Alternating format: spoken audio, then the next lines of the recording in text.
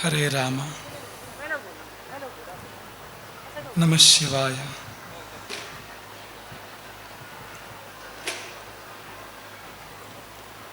ತಸ್ಯ ದಿಶೆ ಸತತಮಂಜಲಿರೇಷ ನಿತ್ಯಂ ಪ್ರಕ್ಷಿಪ್ಯತೆ ಮುಖರಿತಾಲಯುತಪ್ರಸೂನೈಃ ಜಾಗರ್ತಿ ಯತ್ರ ಭಗವಾನ್ ಗುರುಚಕ್ರವರ್ತಿ ಸೃಷ್ಟಿಸ್ಥಿತಿ ಪ್ರಳಯ ನಾಟಕ ನಿತ್ಯ ಸಾಕ್ಷಿ.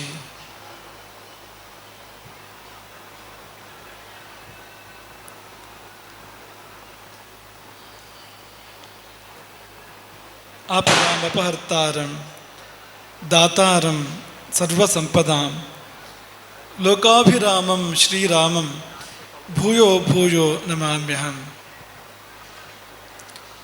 ನಮಃ ಶಿವಾಯ ಸಾಂಬಾಯ ಸಗಣಾಯ ಸಸೂನವೇ ಸನಂದಿನೇ ಸಗಂಗಾಯ ಸವೃಷಾಯ ನಮೋ ನಮಃ.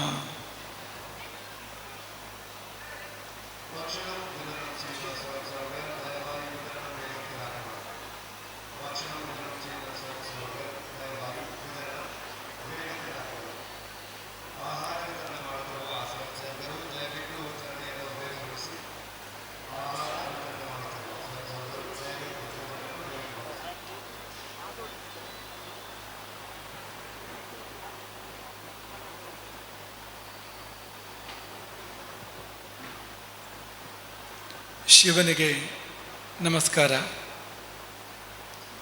ಶಿವನ ಅರ್ಧ ಶರೀರವೇ ಆದಂಥ ಪಾರ್ವತಿಗೆ ನಮಸ್ಕಾರ.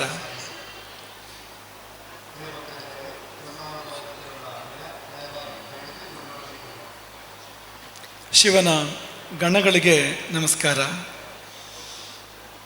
ಶಿವನ ಸಂತಾನಕ್ಕೆ ಒಬ್ಬ ವಿಘ್ನ ವಿನಾಶಕ, ಇನ್ನೊಬ್ಬ ವಿಜಯಪ್ರದಾಯಕ ಅಂಥ ಶಿವನ ಎರಡು ಸಂತಾನಗಳಿಗೆ ಗಣಪತಿ ಮತ್ತು ಸ್ಕಂದರಿಗೆ ನಮಸ್ಕಾರ. ಶಿವನ ವಾಹನ ನಂದಿಗೆ ನಮಸ್ಕಾರ. ನಂದಿಯೋ ಆನಂದಿಯೋ ನಮಗೆಲ್ಲ ಆನಂದವನ್ನು ಕೊಡುವಂಥದ್ದು, ಸ್ವತಃ ಧರ್ಮರೂಪವಾಗಿರುವಂಥದ್ದು ಅಂಥ ಶಿವನ ದಿವ್ಯ ವಾಹನಕ್ಕೆ ನಮಸ್ಕಾರ. ಶಿವನ ಮುಡಿಯಲ್ಲಿ ಅಲಂಕಾರವಾಗಿರ್ತಕ್ಕಂಥ ಗಂಗೆಗೆ ನಮಸ್ಕಾರ. ಸಮಸ್ತ ಶಿವ ಪರಿವಾರಕ್ಕೆ ನಮಸ್ಕಾರ. ಆ ಶಿವ ಪರಿವಾರ ಕೈಲಾಸದಿಂದ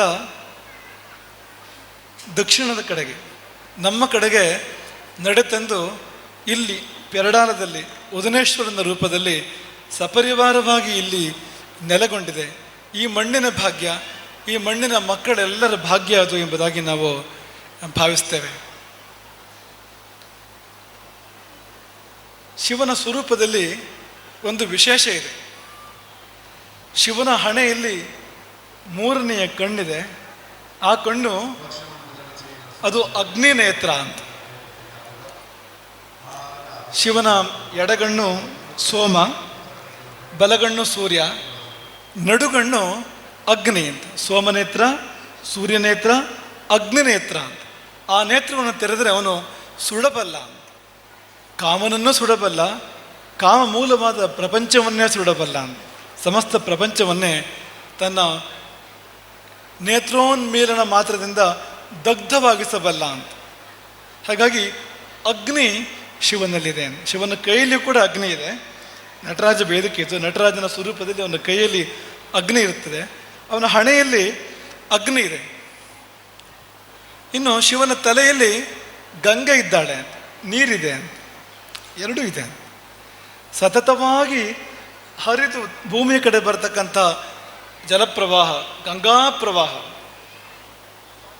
ಅದು ಕೂಡ ಇದೆ ಅಂತ. ಅನ್ಯ ದೇವತೆಗಳಲ್ಲಿ ಇದು ದುರ್ಲಭ. ಬೆಂಕಿ ಇದ್ದಲ್ಲಿ ನೀರಿಲ್ಲ, ನೀರಿದ್ದಲ್ಲಿ ಬೆಂಕಿ ಇಲ್ಲ. ಅಗ್ನಿದೇವರಿದ್ದಾನೆ, ಅಲ್ಲಿ ನೀರಿನ ಸುಳಿವೆ ಇಲ್ಲ, ಬೆಂಕಿ ಎಷ್ಟು ಬೇಕಾದರೂ ಇದೆ. ವರುಣ ಇದ್ದಾನೆ, ಅಲ್ಲಿ ನೀರು ಬೇಕಾದಷ್ಟಿದೆ, ಆದರೆ ಅಗ್ನಿ ಇಲ್ಲ. ನೀವು ವೈಕುಂಠಕ್ಕೆ ಹೋದರೆ ಅಮೃತದ ಸಮುದ್ರ ಇದೆ. ಅದರ ಮಧ್ಯೆ ಶಿವನ್ ನಾರಾಯಣ ಪೌಡಿಸಿದ್ದಾನೆ ಶೇಷಶಾಹಿಯಾಗಿ.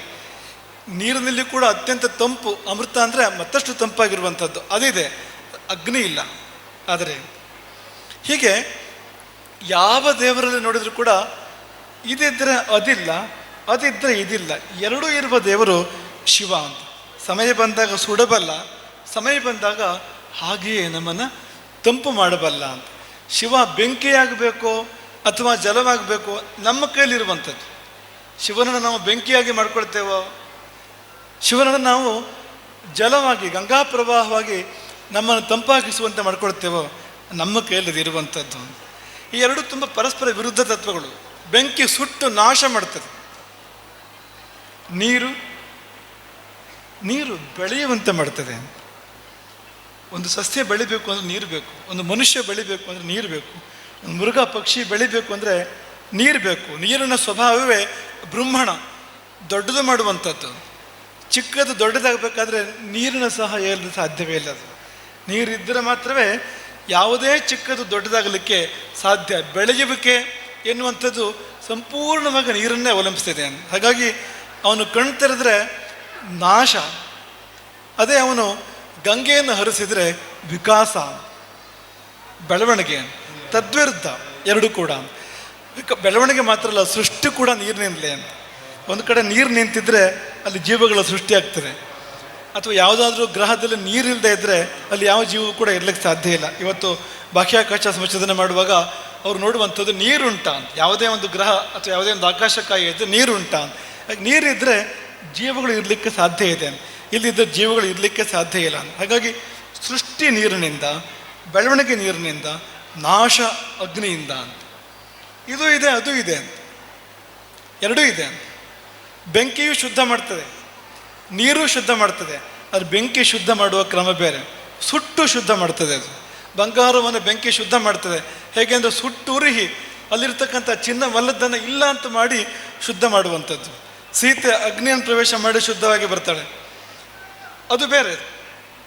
ನೀರು ಹಾಗಲ್ಲ, ನೀರು ಸುಟ್ಟು ಶುದ್ಧ ಮಾಡೋದಿಲ್ಲ, ತಂಪು ಮಾಡಿ ಶುದ್ಧ ಮಾಡುವಂಥದ್ದು, ನಮ್ಮನ್ನು ತೊಳೆಯುವಂಥದ್ದು, ನಮ್ಮನ್ನು ನಿರ್ಮಲನ್ನಾಗಿ ಮಾಡುವಂಥದ್ದು. ಅದು ನೀರಿನ ಗುಣ ಅಂತ. ಹರಿಯುವುದು ನೀರಿನ ಸ್ವಭಾವ, ಉರಿಯುವುದು ಬೆಂಕಿಯ ಸ್ವಭಾವ. ನೀರಿನ ಗತಿ ಸದಾ ಕೆಳಮುಖ, ಹರಿದು ಕೆಳಗಡೆ ಹೋಗ್ತದೆ, ನೀರು ಮೇಲ್ಗಡೆ ಹೋಗೋದಿಲ್ಲ. ಆದರೆ ಬೆಂಕಿ ಯಾವಾಗಲೂ ಊರ್ಧ್ವಮುಖ, ಅದು ಅಧೋಮುಖ ಅಲ್ಲ ಅಂತ. ನೀವು ಉರಿಯುವ ಕೊಳ್ಳಿಯನ್ನು ತಲೆ ಕೆಳಗು ಮಾಡಿದರೆ ಜ್ವಾಲೆ ಮೇಲಕ್ಕೆ ಹೋಗುವಂಥದ್ದು ಹೊರತು ಜ್ವಾಲೆ ಕೆಳಕ್ಕೆ ಹೋಗೋದಿಲ್ಲ ಅಂತ. ಪ್ರಸಿದ್ಧ ಮೂರ್ಧ್ವಜ್ವಲನಂ ಹವಿರ್ಭುಜ ಅಂತ. ಬೆಂಕಿ ಯಾವಾಗಲೂ ಊರ್ಧ್ವಮುಖ ಹೊರತು ಅಧೋಮುಖ ಅಲ್ಲ ಅದು ಅಂತ. ಹಾಗಾಗಿ ಅದು ಉಂಟು, ಇದು ಉಂಟು. ಅಧೋಮುಖವಾದ ಜಲವೂ ಉಂಟು ಶಿವನಲ್ಲಿ, ಊರ್ಧ್ವಮುಖವಾಗಿರ್ತಕ್ಕಂಥ ಅಗ್ನಿಯೂ ಉಂಟು ಅಂತ. ಅವನಿಗೆ ಆಗ್ರಹ ಉಂಟಾದಾಗ ಹಣಗಣ್ಣನ್ನು ತರಿತಾನೆ. ನಿಮಗೆಲ್ಲ ಪ್ರಸಿದ್ಧವಾದ ಪ್ರಕರಣ ಗೊತ್ತೇ ಇದೆ, ಅದು ಕಾಮದಹನದ ಪ್ರಕರಣ.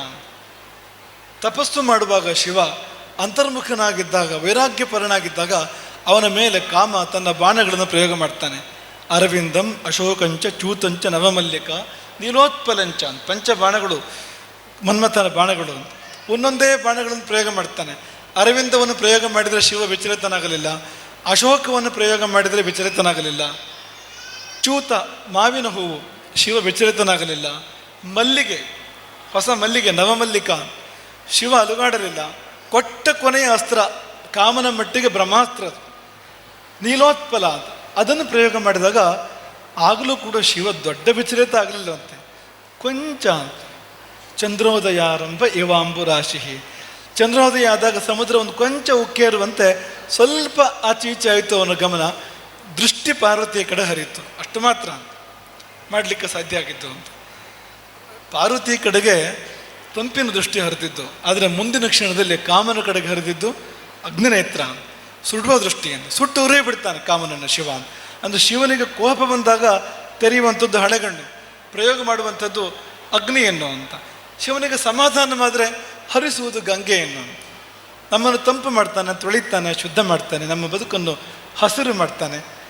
ಆಶೀರ್ವಾದ ಮಾಡುವಾಗ ನೀರು ಮುಂದಕ್ಕೆ ಬರುವಂಥದ್ದು, ಅವನು ನಿಗ್ರಹ ಮಾಡುವಾಗ ಅಗ್ನಿ ಮುಂದಕ್ಕೆ ಬರುವಂಥದ್ದು. ಭಗೀರಥ ತಪಸ್ಸು ಮಾಡಿದಾಗ ಭಗೀರಥನ ಮೇಲೆ ಕೃಪೆ ತೋರಿ ಅವನು ಹರಿಸಿದ್ದು ಗಂಗೆಯನ್ನು.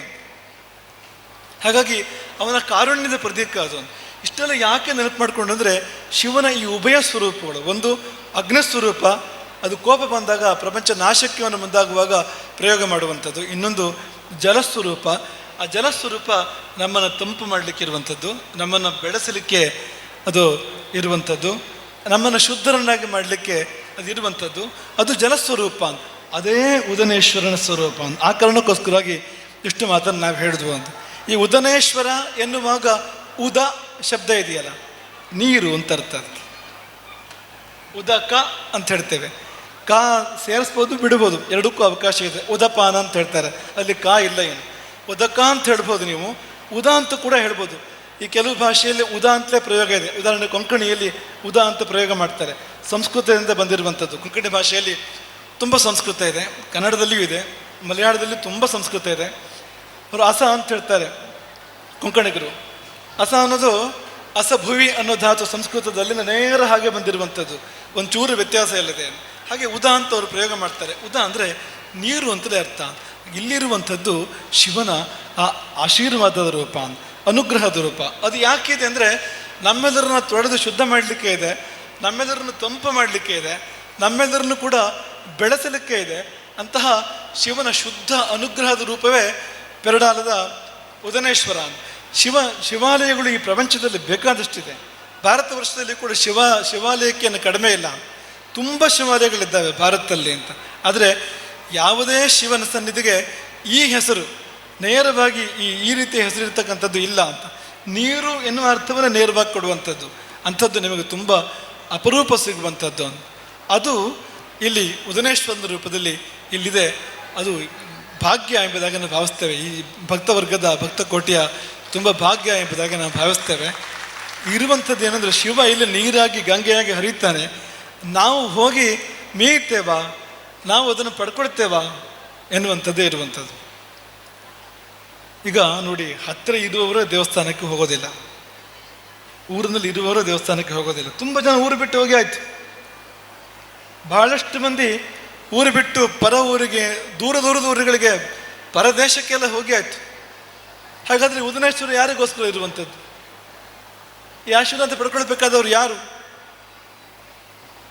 ಅಂದರೆ ನಮಗೆ ತುಂಬ ಸಂತೋಷ ಆಗುವಂಥದ್ದು ಏನಂದರೆ, ಈ ಉದನೇಶ್ವರನ ಪುನಃ ಪ್ರತಿಷ್ಠಾ ಅಷ್ಟಬಂಧ ಬ್ರಹ್ಮಕಲಶೋತ್ಸವದ ಸಂದರ್ಭ ಇದೆಯಲ್ಲ, ಇದು ನಮಗೆ ಯಾವುದರ ಅರಿವನ್ನು ಮಾಡಿಕೊಡ್ತಾ ಇದೆ ಅಂದರೆ, ಉದನೇಶ್ವರನ ಭಕ್ತರು ಎಲ್ಲಿಯೂ ಹೋಗಿಲ್ಲ, ಅವರು ಉದನೇಶ್ವರನ ಬಿಟ್ಟು ದೂರ ಹೋಗಿಲ್ಲ, ಅವರು ಉದನೇಶ್ವರನ ಒಟ್ಟಿಗೆ ಇದ್ದಾರೆ. ಇಲ್ಲದಿದ್ದರೆ ಇಂತಹದ್ದೊಂದು ಅದ್ಭುತವಾಗಿರ್ತಕ್ಕಂಥ ಒಂದು ಪುನರ್ನಿರ್ಮಾಣ, ನವೀಕರಣ ಮತ್ತು ಅದ್ಭುತವಾಗಿರ್ತಕ್ಕಂಥ ಬ್ರಹ್ಮಕಲಶದ ಕಾರ್ಯಕ್ರಮ ಆಗಲಿಕ್ಕೆ ಸಾಧ್ಯ ಉಂಟಾ? ತುಂಬ ಚಂದದ ದೇವಸ್ಥಾನ ಅದು. ಮೊದಲಿದ್ದಾಗ ಈಗಿಲ್ಲ. ಮೊದಲು ಏನೇನೋ ಸ್ವಲ್ಪ ಲೋಪದೋಷಗಳು ಅಂತಿತ್ತೋ ಅದು ಯಾವುದೂ ಇಲ್ಲ. ಈಗ ಸ್ವಲ್ಪ ಕೊರತೆಗಳು ಅಂತ ಏನಿತ್ತೋ ಅಂಥದ್ದೆಲ್ಲ ಯಾವುದೂ ಇಲ್ಲ. ದೇವಸ್ಥಾನ ಹೇಗಿರಬೇಕು ಹಾಗಿದೆ ಈಗ ಮಾಡಿರ್ತಕ್ಕಂಥ ದೇವಸ್ಥಾನ. ಈಗ ಇರ್ತಕ್ಕಂಥ ದೇವಸ್ಥಾನ ಇರಬೇಕಾದಂಥ ಇದೆ. ದೇವಸ್ಥಾನ ಹೇಗಿರಬೇಕು ಹಾಗಿದೆ. ಹಾಗೆ ಈ ಬ್ರಹ್ಮಕಲಶದ ಕಾರ್ಯಕ್ರಮ ಕೂಡ ಅದು ಹೇಗಾಗಬೇಕೋ ಹಾಗೆ ಆಗ್ತಾ ಇದೆ. ನಾವು ಅನೇಕರನ್ನು ಕೇಳಿದ್ವು, ಹೇಗಾಗ್ತಾ ಇದೆ ಕಾರ್ಯಕ್ರಮ. ಇಲ್ಲಿ ಬರುವ ಮೊದಲು ಕೂಡ ಕೇಳಿದ್ವು, ಬ್ರಹ್ಮಕಲಶೋತ್ಸವ ಕಾರ್ಯಕ್ರಮ ಹೇಗಾಗ್ತದೆ. ಎಲ್ಲರ ಬಾಯಲ್ಲಿ ಒಂದೇ ಉತ್ತರ, ಅದು ವಾಕ್ಯ ಅಲ್ಲ, ಶಬ್ದ ಅಂತ. ಅದ್ಭುತ, ಅದ್ಭುತ, ಅದ್ಭುತ ಎನ್ನುವ ಶಬ್ದವನ್ನೇ ನಾವೆಲ್ಲರ ಬಾಯಿಯಿಂದ ಕೇಳ್ತಾ ಇದ್ದೇವೆ. ಹಾಗಾಗಿ ತುಂಬ ಸಮಾಧಾನ ಆಗುವಂಥದ್ದು ಏನಂದರೆ, ಈ ಊರು ಅಥವಾ ಈ ಮಾಗಣೆ, 4 ಗ್ರಾಮಗಳು ಸೇರಿರ್ತಕ್ಕಂಥ ಮಾಗಣೆಯ ದೇವಸ್ಥಾನ ಇದು. ಈ ಮಾಗಣೆ ಉದನೇಶ್ವರನನ್ನು ಬಿಟ್ಟುಕೊಳ್ಳಲಿಲ್ಲ, ಉದನೇಶ್ವರನ ಬಿಟ್ಟು ದೂರ ಹೋಗಲಿಲ್ಲ. ನಾವೆಲ್ಲ ಉದನೇಶ್ವರನ ಮಕ್ಕಳು, ಉದನೇಶ್ವರನ ಪರಿವಾರ, ಗಣಗಳು ಎನ್ನುವಂತೆ ಎಲ್ಲರೂ ಬಂದು ಇಲ್ಲಿ ಸೇವೆ ಮಾಡಿ ಇಂತಹದ್ದೊಂದು ಅತ್ಯದ್ಭುತವಾದ ನಭೂತೋ ಎನ್ನುವಂಥ, ಎಷ್ಟೋ ಬ್ರಹ್ಮಕಲಶಗಳು ಇದಕ್ಕಿಂತ ಮೊದಲು ಆಗಿರ್ಬೋದು ಉದನೇಶ್ವರನದ್ದು, ಆದರೆ ಯಾವಾಗಲೂ ಹೀಗೆ ಆಗಿರಲಿಕ್ಕಿಲ್ಲ. ಅಷ್ಟು ಅದ್ಭುತವಾಗಿರ್ತಕ್ಕಂಥ ಬ್ರಹ್ಮಕಲಶ ಕಾರ್ಯಕ್ರಮ ಇಲ್ಲಿ ನಡೆಯುವುದು ನಮಗೆ ಒಂದೇ ಅರ್ಥ ಕೊಡುವಂಥದ್ದು. ಇಲ್ಲ, ಭಕ್ತರು ಬಿಟ್ಟು ದೂರ ಹೋಗಿಲ್ಲ, ಒಟ್ಟಿಗೆ ಇದ್ದಾರೆ, ಉದನೇಶ್ವರನ ಒಟ್ಟಿಗೆ ಇದ್ದಾರೆ. ಹಾಗೆಯೇ ಇಲ್ಲಿಯ ಭಕ್ತರು ಮಾತ್ರ ಅಲ್ಲ, ಇಲ್ಲಿಂದ ಬಿಟ್ಟು ಯಾರು ದೂರ ಹೋಗಿದ್ದಾರೋ ಅವರದ್ದು ದೊಡ್ಡ ಸೇವೆ ಉಂಟು ಅಂತ ಕೇಳಿದ್ವು ನಾವು. ಇಲ್ಲಿ ಯಾರು ಪೆರಡಾಲವನ್ನು ಬಿಟ್ಟು ಅಥವಾ ಈ ಪರಿಸರವನ್ನು ಬಿಟ್ಟು ಬಹಳ ದೂರ ಜೀವನಕ್ಕೋಸ್ಕರವಾಗಿ, ಇವತ್ತು ಕಾಲ ಹಾಗೆ ಬಂದಿದೆ, ಉದ್ಯೋಗ ಎಲ್ಲೆಲ್ಲಿಯೂ ಇರ್ತದೆ. ಹಿಂದಿನ ಕಾಲದಲ್ಲಿ ಹಾಗೆ ಇರಲಿಲ್ಲ. ಆದರೆ ಇವತ್ತು ಉದ್ಯೋಗವನ್ನು ಅರಸಿ ಜನ ದೂರ ದೂರ ಸಮುದ್ರದ ಆಚೆಗೆ ಕೂಡ ಹೋಗ್ತಾರೆ. ಆದರೆ ಉದನೇಶ್ವರನ ಭಕ್ತರು, ಈ ಊರಿನವರು ಯಾರ್ಯಾರು ದೂರ ಹೋಗಿದ್ದಾರೋ ಅವರೆಲ್ಲರೂ, ಅವ್ರು ಯಾರು ಉದನೇಶ್ವರನನ್ನು, ಊರನ್ನು ಮರೆತಿಲ್ಲ. ಅವರೆಲ್ಲ ದೊಡ್ಡ ದೊಡ್ಡ ಸೇವೆಗಳನ್ನು ಈ ಕಾರ್ಯಕ್ರಮಕ್ಕೋಸ್ಕರವಾಗಿ ಮಾಡಿದ್ದಾರೆ ಎಂಬುದಾಗಿ ನಾವು ಕೇಳಿದ್ವು. ಇದು ಕೇಳಿದಾಗ ನಮಗೆ ತುಂಬ ಸಂತೋಷ ಆಯಿತು. ಯಾಕೆಂದರೆ ನಮಗಿರುವ ಗಾಢ ಚಿಂತೆಯೇ ಒಂದೇನು ಅಂದರೆ, ಒಂದು ಕಡೆಯಿಂದ ಸಮಾಜ ಕ್ಷಯ, ಸಮಾಜ ದಿನದಿಂದ ದಿನಕ್ಕೆ ಸಂಖ್ಯಾಕ್ಷಯ ಆಗ್ತಾ ಹೋಗ್ತಾ ಇರುವಂಥದ್ದು. ಇನ್ನೊಂದು ಕಡೆಯಿಂದ ಇರುವವರು ವಲಸೆ ಹೋಗುವಂಥದ್ದು, ಊರನ್ನು ಬಿಟ್ಟು ದೂರ ಹೋಗುವಂಥದ್ದು. ದೂರ ಹೋದವರಿಗೆ ಊರನ್ನು ನೆನಪಿದ್ದರೆ ಸರಿ, ನೆನಪು ಕೂಡ ಇಲ್ಲ ಎನ್ನುವಂಥ ಪರಿಸ್ಥಿತಿ. ಅಲ್ಲಲ್ಲಿ ಅವರು ಸ್ಥಿರ ಆಗುವಂಥದ್ದು, ಊರಿಗೆ ಬರುವುದೇ ಕಡಿಮೆ ಆಗುವಂಥದ್ದು, ಊರಿನ ಆಚರಣೆಗಳು ಅಥವಾ ಪಾರಂಪರಿಕ ಆಚರಣೆಗಳನ್ನು ಬಿಟ್ಟು ಬಿಡುವಂಥದ್ದು. ನಿಧಾನಕ್ಕೆ ನಮ್ಮವರು ಅಲ್ಲದೆ ಹೋಗುವುದು, ನಮ್ಮವರು ಪರಕೀಯರಾಗುವುದು. ಭಾರತದ ಹಳೆ ಸಮಸ್ಯೆ ಯಾವುದು? ಪರಕೀಯರು ಭಾರತಕ್ಕೆ ಬಂದಿದ್ದು ಭಾರತದ ಹಳೆ ಸಮಸ್ಯೆ. ಭಾರತಕ್ಕೆ ಮೊಘಲರು ಬಂದರು, ಬ್ರಿಟಿಷರು ಬಂದರು, ಡಚ್ಚರು ಬಂದರು, ಹೂಣರು ಬಂದರು, ಪೋರ್ಚುಗೀಸರು ಬಂದರು. ಇದು ಭಾರತದ ಹಳೆ ಸಮಸ್ಯೆ. ಹೊಸ ಸಮಸ್ಯೆ ಯಾವುದು? ನಮ್ಮವರೇ ಪರಕೀಯರಾಗುವಂಥದ್ದು, ನಮ್ಮವರು ದೇಶ ಬಿಟ್ಟು ಬೇರೆ ದೇಶಕ್ಕೆ ಹೋಗುವಂಥದ್ದು, ನಮ್ಮವರಾಗಿ ಉಳಿದೇ ಇರುವಂಥದ್ದು. ನಮ್ಮ ಊರಿನಲ್ಲೇ, ನಮ್ಮ ದೇಶದಲ್ಲಿ ಇದ್ರೂ ಕೂಡ ನಮ್ಮತನ ಇಲ್ಲ.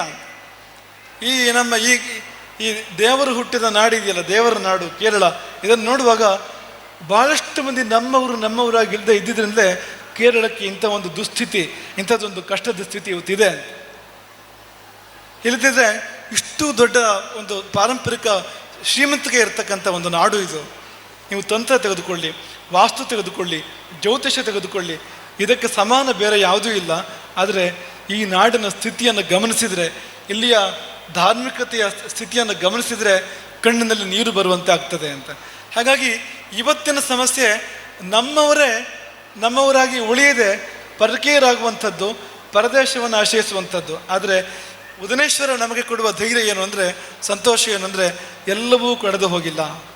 ಕೊನೆ ಪಕ್ಷ ಈ ಊರಿನವರು ದೂರ ಇದ್ದರೂ, ಹೊರಗೆ ಇದ್ದರೂ ಕೂಡ ಊರಿನ ನೆನಪನ್ನು ಇಟ್ಕೊಂಡಿದ್ದಾರೆ. ಮಾತ್ರ ಅಲ್ಲ, ಊರು ನಮ್ಮದು, ನಮಗೆ ಕರ್ತವ್ಯ ಇದೆ, ನಾವು ಇದಕ್ಕೆ ತ್ಯಾಗ ಮಾಡಬೇಕು, ಸೇವೆ ಮಾಡಬೇಕು ಅನ್ನೋ ಭಾವನೆ ಅವರಿಗಿದೆ. ಹಾಗಾಗಿ ಬಹು ದೊಡ್ಡ ಕೊಡುಗೆ ಊರಿನವರು ಯಾರು ಹೊರಗಿದ್ದಾರೋ ಅವರ ಕಡೆಯಿಂದ ಸೇವಾ ರೂಪದಲ್ಲಿ ಬಂದು, ಊರಿನವರು ಕೂಡ ಸೊಂಟ ಕಟ್ಟಿ ನಿಂತು, ಕಟಿಬದ್ಧರಾಗಿ ನಿಂತು ಈ ಕಾರ್ಯಕ್ರಮವನ್ನು ನೆರವೇರಿಸಿ ಇಂತಹದ್ದೊಂದು ಅದ್ಭುತವಾಗಿರುವಂಥ ಕಾರ್ಯಕ್ರಮ ಇಲ್ಲಿ ಸಂಪನ್ನವಾಯಿತು ಅಂತ.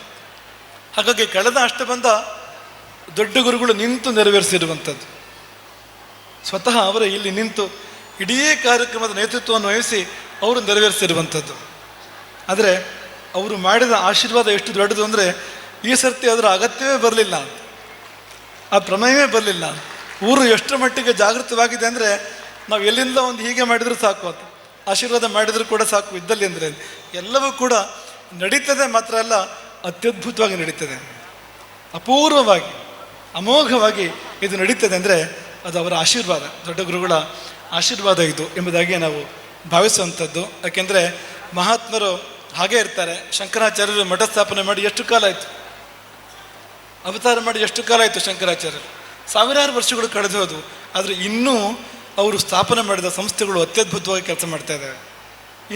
ಇಂದು ಕೂಡ ಅವರು ಯಾವ್ಯಾವ ತತ್ವವನ್ನು ಪ್ರತಿಪಾದನೆ ಮಾಡಿದರೋ, ಯಾವ್ಯಾವ ಉಪದೇಶಗಳನ್ನು ಮಾಡಿದರೋ ಅವೆಲ್ಲವೂ ಪ್ರಚಲಿತವಾಗಿವೆ. ಆ ಎಲ್ಲ ಸಂಸ್ಥೆಗಳು, ಸನ್ನಿಧಾನಗಳು, ದೇವಸ್ಥಾನಗಳು ಕೂಡ ಅತ್ಯಂತ ಊರ್ಜಿತವಾಗಿ ನಡೀತಾ ಇದ್ದಾವೆ. ಅದು ಅವರ ಶಕ್ತಿ. ಅಂದು ಅವರು ಮಾಡಿದ ಆಶೀರ್ವಾದ, ಅಂದು ಅವರು ಮಾಡಿರ್ತಕ್ಕಂಥ ಸಂಕಲ್ಪ, ಅದಷ್ಟು ಗಟ್ಟಿಯ ಸಂಕಲ್ಪ, ಅಷ್ಟು ಬಲವಾಗಿರುವಂಥ ಸಂಕಲ್ಪ. ಅದು ಮುಂದೆ ಬರುವ ಎಷ್ಟೋ ಕಾಲಕ್ಕೆ ಸಾಕಾಗುವಂತೆ ಇರ್ತದೆ. ಹಾಗಾಗಿ ದೊಡ್ಡ ಗುರುಗಳು ಹಿಂದಿನ ಅಷ್ಟಬಂಧಕ್ಕೆ ಬಂದು ಮಾಡಿದ ಆಶೀರ್ವಾದದ ಬಲ ಎಷ್ಟಿದೆ ಅಂದರೆ, ಈಗಿನ ಅಷ್ಟಬಂಧ ಕೂಡ ನಿರಾಯಾಸವಾಗಿ ಅತ್ಯದ್ಭುತವಾಗಿ ಇಲ್ಲಿ ಸಂಪನ್ನಗೊಳ್ತಾ ಇದೆ. ನಾವು ಕಾರ್ಯಕರ್ತರಲ್ಲಿ ಕೇಳ್ತಾ ಇದ್ದು, ಈಗ ಕೊಂಚ ಮೊದಲು ಪ್ರಾರಂಭ ಮಾಡುವಾಗ ಇಷ್ಟೆಲ್ಲ ಯೋಚನೆಗಳು ಇರಲಿಲ್ಲ, ಸಣ್ಣಕ್ಕೆ ಪ್ರಾರಂಭ ಮಾಡಿದ್ದು, ಹೇಗಾಗ್ತದೆ ನೋಡಿಕೊಳ್ಳುವ ಅಂತ.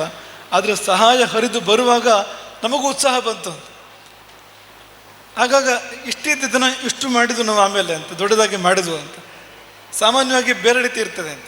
ಈಗ ನಾವು ಏನೋ ಯೋಜನೆ ಮಾಡಿ ಸಮಾಜವನ್ನು ಹತ್ತು ಕರೆದು ಕೇಳಿ ದಮ್ಮಯ್ಯ ಹಾಕಿ ಸಮಾಜದಿಂದ ಒಂದಷ್ಟು ಸಂಪತ್ತು ಹರಿದು ಬರುವಂಥದ್ದು, ಕೊನೆಗೂ ಎಲ್ಲ ಯೋಜನೆಗಳು ಸಾಕಾರ ಆಗೋದಿಲ್ಲ. ಒಂದಿಷ್ಟು ಆಗ್ತದೆ, ಒಂದಿಷ್ಟು ಆಗೋದಿಲ್ಲ. ಆದರೆ ಇಲ್ಲಿ ಹಾಗಲ್ಲ. ಇದು ಸಂಪತ್ತು ಹರಿದು ಬರುವುದನ್ನು ನೋಡಿ ಯೋಜನೆಗಳನ್ನು ವಿಸ್ತಾರ ಮಾಡಿರ್ತಕ್ಕಂಥ ಒಂದು ಕಾರ್ಯಕ್ರಮ ಇಲ್ಲಿ ಪೆರಡಾಲದಲ್ಲಿ ನಡೆದಿರ್ತಕ್ಕಂಥ ಒಂದು ಅದ್ಭುತವಾಗಿರುವಂಥ ಒಂದು ಕಾರ್ಯಕ್ರಮ. ಹಾಗಾಗಿ ನಾವು ಕೂಡ ನೋಡಿ ತುಂಬ ಸಂತೋಷಪಟ್ಟು. ಇಲ್ಲಿ ಕುಕ್ಷಿಶಾಸ್ತ್ರನ ಬಗ್ಗೆ ಹೇಳ್ತಾರೆ, ಅನೇಕ ರೀತಿ ಹೇಳ್ತಾರೆ. ಕುಕ್ಷಿಶಾಸ್ತ್ರ ಇಲ್ಲಿ ರಕ್ಷಾಗೋಸ್ಕರವಾಗಿ ಪ್ರತಿಷ್ಠಾಪಿತನಾದವನು ರಾಜರ ಕಾಲದಲ್ಲಿ ಅಂತ ಹೇಳೋದು ಉಂಟು. ಇನ್ನೊಂದು ಇಲ್ಲಿ ಈ ದೇವಸ್ಥಾನದ ಮೇಲೆ ಪ್ರಯುಕ್ತವಾಗಿರ್ತಕ್ಕಂಥ ಒಂದು ಪ್ರತಿಕೂಲವಾದ ಶಕ್ತಿ ದೇವರ ಸನ್ನಿಧಿಗೆ ಬಂದು ಅದು ಅನುಕೂಲವಾಗಿ ಪರಿವರ್ತಿತವಾಯಿತು. ದೇವಸ್ಥಾನದ ಮತ್ತು ಜನತೆಯ ರಕ್ಷಕನಾಗಿ ಪರಿವರ್ತಿತವಾಯಿತು ಅನ್ನುವಂಥ ಇನ್ನೊಂದು ವಾದು ಪ್ರಶ್ನೆ ಚಿಂತನೆಯಲ್ಲಿ ಕಂಡು ಬಂದಿರತಕ್ಕಂಥ ಮತ್ತೊಂದು ವಾದು ಕೂಡ ಹಾಗೆ ಇದೆ. ಅದೊಂದು ಒಂದು ಸಂದೇಶ ಕೊಡ್ತದೆ. ಉದನೇಶ್ವರನ ಬಳಿ ಎಷ್ಟೇ ಕೆಟ್ಟವರು ಬಂದರೂ ಅವರು ಅಷ್ಟೇ ಒಳ್ಳೆಯವರಾಗಿ ಹೋಗ್ತಾರೆ. ಹೋಗುವಾಗ ಇಲ್ಲಿ ನಾಶ ಮಾಡಲಿಕ್ಕೆ ಬಂದವರು ರಕ್ಷಕರಾಗಿ ಪರಿವರ್ತನೆ ಆಗ್ತಾರೆ, ಮಹಾರಕ್ಷಕರಾಗಿ ಪರಿವರ್ತನೆ ಆಗ್ತಾರೆ. ಉದನೇಶ್ವರನ ಮಹಿಮೆ, ಉದನೇಶ್ವರನ ಶಕ್ತಿ ಅಂಥದ್ದು ಎನ್ನುವಂಥದ್ದು ನಮಗೆ ಇಲ್ಲಿ ಅರ್ಥ ಆಗುವಂಥದ್ದು. ಹಾಗಾಗಿ ಈ ಅದ್ಭುತವಾದ ಕಾರ್ಯಕ್ರಮಕ್ಕೋಸ್ಕರವಾಗಿ ಈ ಮಾಗಣೆಯ ಅಥವಾ ಈ ಉದನೇಶ್ವರನಿಗೆ ಸಂಬಂಧಪಟ್ಟಿರ್ತಕ್ಕಂಥ ಎಲ್ಲರನ್ನ ನಾವು ಮನಸಾರೆ ಅಭಿನಂದನೆ ಮಾಡ್ತೇವೆ. ಇದು ನೀವು ಮಾಡಿದ್ದಲ್ಲ, ನಿಮ್ಮೊಳಗೆ ಧರ್ಮ ಜಾಗೃತವಾಗಿ ಇಷ್ಟು ಕಾರ್ಯವನ್ನು ಮಾಡಿದೆ. ಇದು ಕೇವಲ ಮನುಷ್ಯ ನಿರ್ಮಿತ ಎಂಬುದಾಗಿ ನಾವು ಭಾವಿಸೋದಿಲ್ಲ. ಈ ವಾತಾವರಣ ನೋಡಿದರೆ ಇದು ಭೂಲೋಕದಂತೆ ಇಲ್ಲ, ಇದು ಯಾವುದೋ ಶಿವಲೋಕದಂತೆ ವಾತಾವರಣ ಇಲ್ಲಿದೆ. ಹಾಗಾಗಿ ಖಂಡಿತವಾಗಿಯೂ ನೀವು ಯಾರೂ ಭ್ರಮೆ ಪಡಬೇಡಿ, ಇದು ನೀವು ಮಾಡಿದ್ದಲ್ಲ. ಇದು ನಿಮ್ಮೊಳಗೆ ಧರ್ಮ ಎಚ್ಚೆತ್ತು ಈ ಕಾರ್ಯವನ್ನು ಮಾಡಿಸಿರುವಂಥದ್ದು. ಧರ್ಮವೇ ನಂದಿಯಾಗಿ ಶಿವನ ಬಳಿ ಇರ್ತದಂತೆ. ಶಿವ ನಂದಿಯನ್ನು ಏರಿ ಬರ್ತಾನೆ. ಯಾವ ನಂದಿಯನ್ನು ಏರಿ ಅಂದರೆ ನಾವು ಮಾಡಿದ ಧರ್ಮವೇ ನಂದಿ.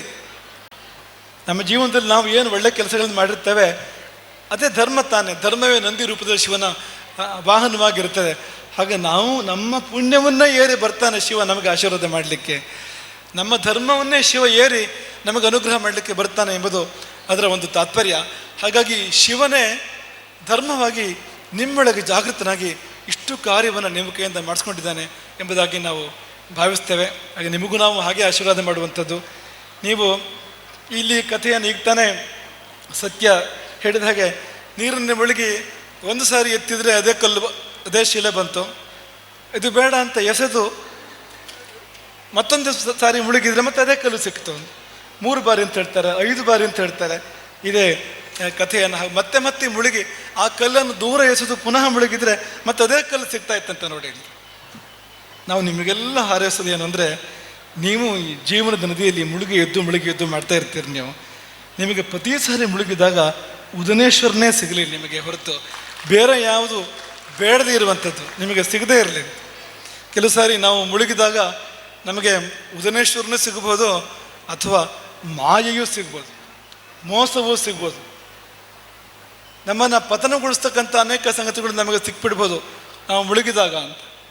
ಹಾಗಾಗದೆ ನೀವು ಎಷ್ಟು ಬಾರಿ ಜೀವನದಲ್ಲಿ ಮುಳುಗಿದ್ರು, ಜೀವನದಲ್ಲಿ ಮುಳುಗುವ ಸಂದರ್ಭ ಇರ್ತದೆ, ಏಳುವ ಸಂದರ್ಭ ಇರುತ್ತದೆ ಅಂತೆ. ಪ್ರತಿ ಸರ್ತಿ ನಾವೆಲ್ಲ ಉದನೇಶ್ವರನ ಭಕ್ತರು ಮುಳುಗುವಾಗ ನಮ್ಮ ಕೈಯಲ್ಲಿ ಉದನೇಶ್ವರ ಸಿಗುವಂತೆ ಆಗಲಿ. ನಾವು ಎದ್ದು ನಿಲ್ಲುವಾಗ ಉದನೇಶ್ವರನ ಕೈಯಲ್ಲಿ ಹಿಡಿದು ನಾವು ಎದ್ದು ನಿಲ್ಲುವಂತೆ, ಅಂದರೆ ಅವನ ಅನುಗ್ರಹವನ್ನು ಹಿಡಿದು ನಾವು ಎದ್ದು ನಿಲ್ಲುವಂತೆ, ಅಥವಾ ಅವನೇ ನಮ್ಮನ್ನು ಎಬ್ಬಿಸಿ ನಿಲ್ಲಿಸುವಂತೆ ಆಗಲಿ ಎಂಬುದಾಗಿ ನಾವು ಆಶಿಸ್ತೇವೆ. ಮುಂದಿನ ಅಷ್ಟಬಂಧ ಬ್ರಹ್ಮಕಲಶ ಯಾವಾಗ ಅಂತ ಗೊತ್ತಿಲ್ಲ, ಆದರೆ ಯಾವಾಗಾದರೂ ಕೂಡ ಇಷ್ಟು ಕೆಲಸ ನೀವು ಇಟ್ಟಿಲ್ಲ ಅವರಿಗೆ. ಮುಂದಿನ ಅಷ್ಟಬಂಧ ಬ್ರಹ್ಮಕಲಶ ಆಗುವಾಗ ಅವರಿಗೆ ಕಾರ್ಯಕ್ರಮವನ್ನು ಇಟ್ಟಿದ್ದೀರಿ ಹೊರತು ಬೇರೆ ಕಾರ್ಯವನ್ನು ನೀವು ಹೆಚ್ಚೇನು ನೀವು ಇಟ್ಟಿಲ್ಲ. ಸಮಿತಿಯವರು ನಿಮಗೂ ಕೂಡ ತುಂಬ ಅಭಿನಂದನೆಗಳು, ತುಂಬ ಆಶೀರ್ವಾದಗಳು. ಎಲ್ಲ ಭಕ್ತಸ್ತಮಗೂ ಕೂಡ ಆಶೀರ್ವಾದಗಳು. ಉದನೇಶ್ವರ ಹೆಸರಿಗೆ ತಕ್ಕಂತೆ ಉದಕವಾಗಿ, ಪುಣ್ಯೋದಕವಾಗಿ, ಗಂಗೋದಕವಾಗಿ ಹರಿದು ನಿಮ್ಮ ಮನೆಗಳಿಗೆ ಬರಲಿ, ನಿಮ್ಮ ಜೀವನಕ್ಕೆ ಬರಲಿ.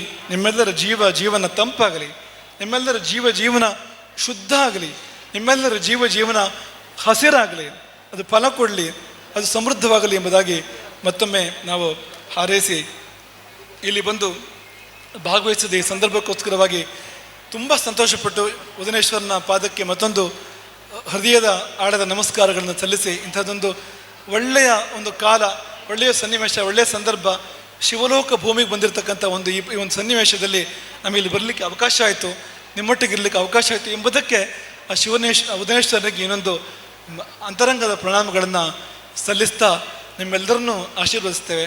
ಎಲ್ರಿಗೂ ಒಳ್ಳೆಯದಾಗಲಿ ಅಂತ ಪುಣ್ಯ ಆಗ್ತದೆ. ಹರೇ ರಾಮ್.